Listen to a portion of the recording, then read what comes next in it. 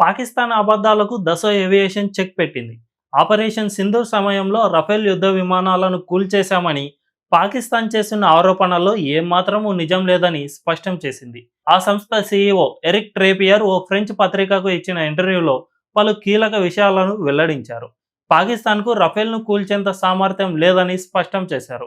వాస్తవాలు వెలుగులోకి వస్తే అందరూ ఆశ్చర్యపోయే అవకాశం ఉందని కూడా అన్నారు. గగనతల యుద్ధం, నిఘా, భూతల టార్గెట్లపై దాడులు, nuclear deterrence, air craft career నుంచి కార్యకలాపాలు వంటివన్నీ చేయగలిగిన విమానాల్లో రఫేల్ టాప్ అని స్పష్టం చేశారు.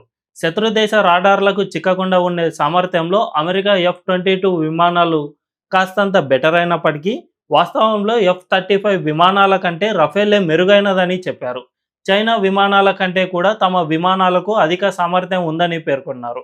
ఆపరేషన్ సింధూర్ సమయంలో భారత యుద్ధ విమానాలు పాకిస్తాన్పై విరుచుకుపడ్డాయి.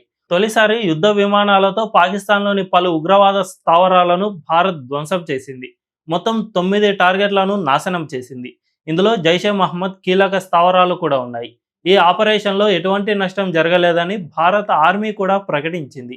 ఆ తర్వాత ఇరు దేశాల మధ్య కొన్ని రోజులు ఉద్రిక్తతలు సైతం చెలరేగాయి. ఈ సమయంలో ఇరు దేశాలకు కొన్ని నష్టాలు తప్పకుండా జరిగాయి. అయితే ఇప్పటి వరకు యుద్ధ విమానాలు ఎన్ని నష్టపోయామన్న దానిపై సరైన సమాచారాన్ని ఆర్మీ వెల్లడించలేదు. సరైన సమయం వచ్చినప్పుడు వీటిని వెల్లడిస్తారు. ఒకవేళ నష్టం జరిగినా పెద్ద ఎత్తున జరగలేదని స్పష్టంగా అర్థమవుతుంది. మరీ ముఖ్యంగా మన రాఫెల్ జెట్లను కూల్చివేసినట్లు ఎక్కడా ఆధారాలు కూడా లేవు.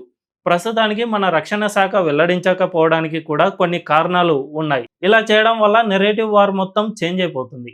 మన వద్ద రఫేల్ జెట్లు మాత్రమే కాదు, ఎప్పుడో 1960లలో మ్యానుఫ్యాక్చర్ అయిన MiG-21 యుద్ధ విమానాలు కూడా ఉన్నాయి. వాటిని ఎవరూ కూల్చనక్కర్లేదు. ఇప్పటికే వాటికి ఫ్లయింగ్ కాఫిన్స్ అనే పేరు ఉంది. అటువంటి యుద్ధ విమానాలను కూల్చి ఉండవచ్చు పాకిస్తాన్. ఈ MiG-21తోనే అభినందన్ వర్ధమాన్ కూడా గతంలో పాకిస్తాన్లో పట్టుబడ్డారు. మన దగ్గర MiG-21తో పాటు సుఖోయ్, మిరాజ్ యుద్ధ విమానాలు కూడా ఉన్నాయి. ఇవన్నీ 1990ల ముందు కొన్నవే. అంటే ఇప్పటికీ ఇవి ఎయిర్ ఫోర్స్లో కమిషన్ అయి 3 దశాబ్దాలు గడుస్తోంది. ఇటువంటి సమయంలో ఏ యుద్ధ విమానాలు కూలిపోయాయో స్పష్టంగా తెలియదు. ఒకవేళ వీటిని కూల్చివేసి ఉంటే ఇవి మనకు నష్టం జరిగిందని భావించనక్కర్లేదు. ప్రస్తుతం రఫేల్ యుద్ధ విమానాలు అత్యాధునికమైనవి. వీటి సామర్థ్యాన్ని భారత్ ఆర్మీ పూర్తిగా చెక్ చేసింది.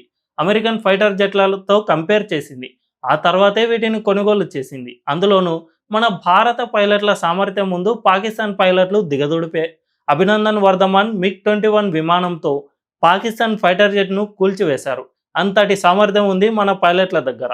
ఆపరేషన్ సింధూర్ తర్వాత పాకిస్తాన్ నెరేటివ్ వార్ను బాగా కొనసాగించింది.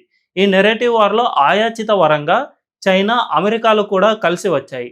మరోవైపు ఇస్లామిక్ వరల్డ్కు చెందిన మీడియా కూడా పాకిస్తాన్కే సపోర్ట్ చేసింది.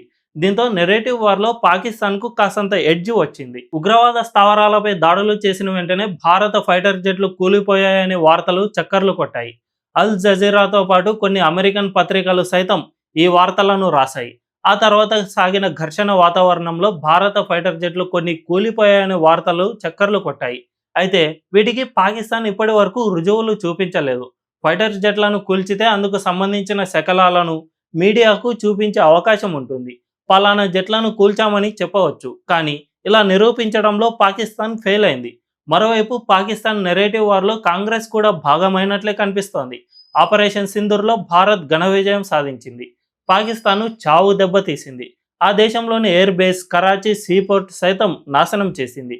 అంతేకాదు కైరానా హిల్స్లోని న్యూక్లియర్ స్థావరాలను టార్గెట్ చేసినట్లు సమాచారం. ఆ ప్రాంతాన్ని మన బ్రహ్మోస్ రాకెట్లు తాకడం వల్ల న్యూక్లియర్ బేస్ పాక్షికంగా దెబ్బతిన్నట్లు తెలుస్తోంది. దీనివల్ల ఆ ప్రాంతంలో రేడియేషన్ సైతం పెరిగిపోయినట్లు స్పష్టమవుతోంది. అంతేకాదు అమెరికా ఆధీనంలో ఉన్న నూర్ ఖాన్ ఎయిర్ బేస్ను సైతం మన దేశం నాశనం చేసింది. దీనివల్ల అమెరికాకు కూడా మన దేశ క్షిపణులను అడ్డుకోవడం చేత కాదని నిరూపించింది భారత్. దీనివల్ల మన శక్తి ఏంటో ప్రపంచానికి తెలిసి వచ్చింది. అయితే ఈ యుద్ధంలో మన ఆర్మీ ఎన్ని ఘన విజయాలు సాధించినా కాంగ్రెస్ మాత్రం మన విజయాన్ని చిన్నబుచ్చే ప్రయత్నం చేసింది. భారత్ ఎన్ని ఫైటర్ జెట్లను కోల్పోయిందో చెప్పాలని నిలదీస్తోంది. చెస్ ఆటలో విజేత ఎవరన్నది చూస్తారే కానీ ఎన్ని పావులు కోల్పోయారన్నది ఎవరు చూడరు. కానీ రాహుల్ గాంధీ మాత్రం అదే చేస్తున్నారు. మనం ఎన్ని ఫైటర్ జెట్లను కోల్పోయామని ప్రశ్నించడం ద్వారా పాకిస్తాన్ నెరేటివ్ వార్కు అనుకూలంగా వ్యవహరించారు. ఈ విషయంలో భారత ఆర్మీ ఎన్నిసార్లు చెప్పినా కాంగ్రెస్ అస్సలు వినలేదు. అయితే ఇప్పుడు దసో ఏవియేషన్ సైతం రఫేల్ యుద్ధ విమానాలకు ఏమీ కాలేదని చెబుతోంది. అమెరికా, చైనా ఫైటర్ జెట్లతో పాటు పాకిస్తాన్కు తమ ఎయిర్ క్రాఫ్ట్లను కూల్చే శక్తి లేదని తేల్చి చెప్పింది. మరి దసో ఏవియేషన్ చెప్పిన తర్వాత అయినా పాకిస్తాన్, కాంగ్రెస్ పార్టీలు సైలెంట్ అవుతాయో లేక తమ అబద్ధాలను ఇంకా ప్రచారం చేస్తూనే ఉంటాయో చూడాలి మరి.